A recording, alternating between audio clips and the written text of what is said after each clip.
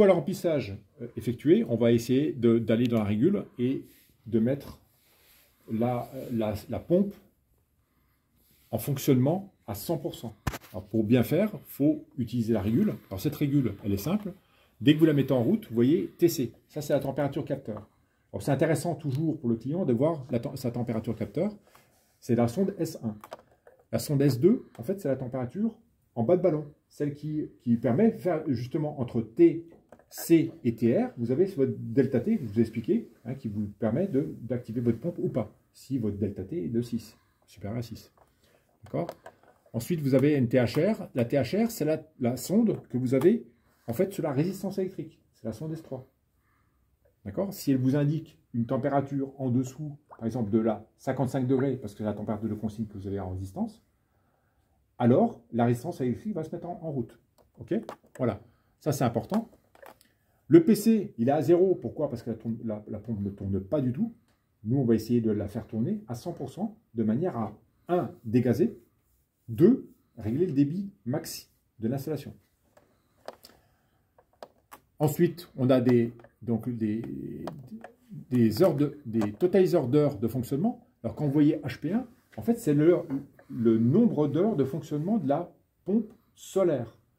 Le HP2, ça sera le nombre d'heures de fonctionnement de la résistance électrique.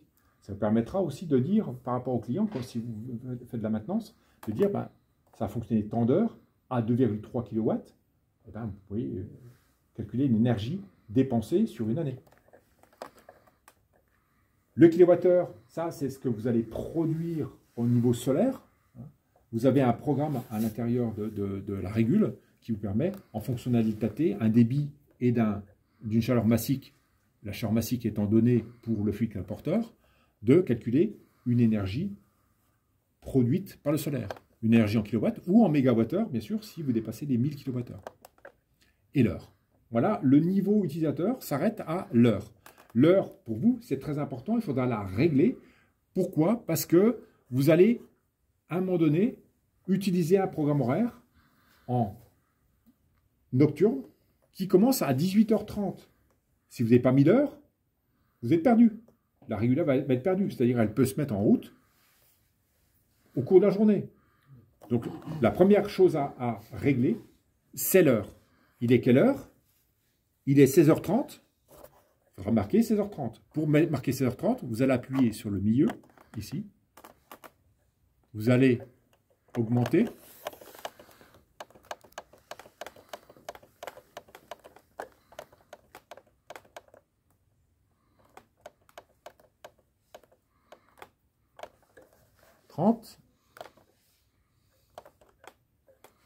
Et ici, 16 heures. 16 heures et je valide. Je valide mon heure. Là, je suis parti. Là, c'est pour mon programme horaire. Maintenant, je suis toujours sur mon niveau utilisateur. Pour passer au niveau installateur, il faudra que j'appuie sur cette touche bas, là, pendant au moins 3 secondes. 1, 2, 3, même avant. Et vous avez un DT. Alors le DT, je vous passe des commentaires, le TU, tout ça, le SX, ça c'est la température de consigne du ballon, 60 degrés. Alors je vous recommande de la laisser à 60 degrés, vous n'êtes pas obligé de la changer. Ensuite, vous avez le Cmax, c'est 110 degrés, ça c'est là, comme je vous parlais tout à l'heure, c'est l'option refroidissement capteur, c'est-à-dire que le capteur, quand il arrivera à 110 degrés, la pompe va se remettre en route pour décharger dans le ballon et diminuer la température des capteurs. Le CMIN, ça c'est alors l'OAC, le FT, la pompe, elle est déjà prévue. Le THRN, en fait, c'est votre température que vous allez régler sur votre résistance. En fait, c'est votre température de consigne. Alors, 55 degrés, pour bien, moi je mettrais plutôt à 45 degrés. Parce que votre résistance électrique, si vous pouvez l'utiliser jusqu'à 45 degrés, c'est très bien. Hein, si vous avez une phase d'ensoleillement pendant la journée et vous êtes par exemple en hiver et que vous utilisez la résistance électrique toute la journée 24 heures sur 24, il est préférable de mettre une température plus faible au niveau de la résistance pour profiter des phases d'ensoleillement durant l'hiver. Hein, pour qu'on puisse gonfler entre 45 et 60 degrés. Ensuite, vous avez les TNO, c'est à 18 heures, donc on peut régler la phase, 18 heures. Donc on ne pourra pas descendre en dessous de 18 heures, on peut régler par exemple 18h30, toujours en appuyant sur le milieu pour valider. Et allez, je vous fais un exemple. Pardon, je reviens. Voilà, 18h30, je valide. Voilà. D'accord? Ça, vous pouvez le changer assez facilement. Ensuite, je passe, parce qu'il y a des choses qui concernent le programme horaire et également tout ce qui est énergie calculée. J'arrive au man. Alors, quand vous voyez au man, là, c'est là où vous allez pouvoir mettre man sur on pour faire tourner votre pompe à 100%. Pour bien, j'appuie sur le milieu, toujours, je valide. J'appuie au-dessus. Ah, pardon, encore une fois, c'est pas passé. Je mets sur man sur on. Je valide. Et vous voyez que la pompe se met en route à 100%. Et vous voyez un clignotement.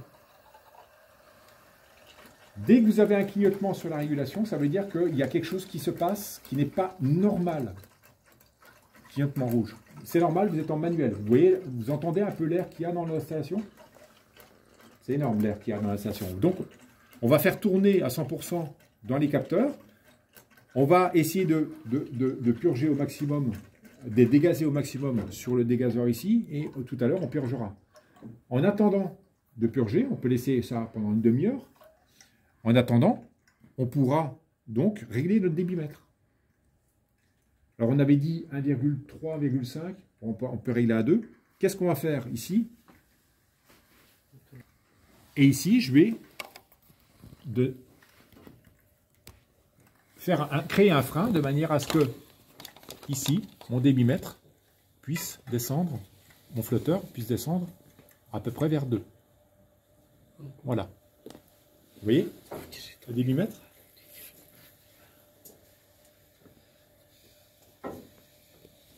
Alors, il ne faut pas, surtout pas fermer complètement, parce que vous avez quand même l'aspiration de la pompe. Elle n'aime pas trop la pompe, quand ça n'aspire pas. Quand vous avez fini tout ça, vous voyez que ça clignote toujours. Ne dites pas au revoir à votre client en disant merci pour tout.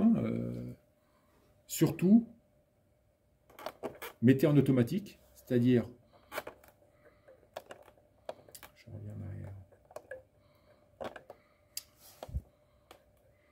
Je reviens ici, je mets en automatique, s'il veut bien me laisser la main. Off, donc auto, il doit être ici. Je mets en auto et vous allez voir que là, ma pompe elle s'arrête. Pourquoi? Parce que j'ai mon delta T entre ma sonde capteur et ma sonde de ballon. Elle est très proche. Si maintenant, je vais prendre ma sonde capteur, je l'ai sorti de mon capteur. Je la mets dans mes mains. Je vais monter en température, donc mon delta T, il va passer au-dessus de 6, et ma pompe va se mettre en route. Vous allez entendre se mettre en route. Et ça, comme ça, je teste mon installation. Je teste si ma sonde, elle m'indique bien la température, si le delta T, elle est partie. Ma sonde capteur, elle a combien? 30. 30. C'est chaud. 18, j'ai un delta T 12. Donc, alors, mon PC doit être au moins 70 ou même 100. À quoi que non.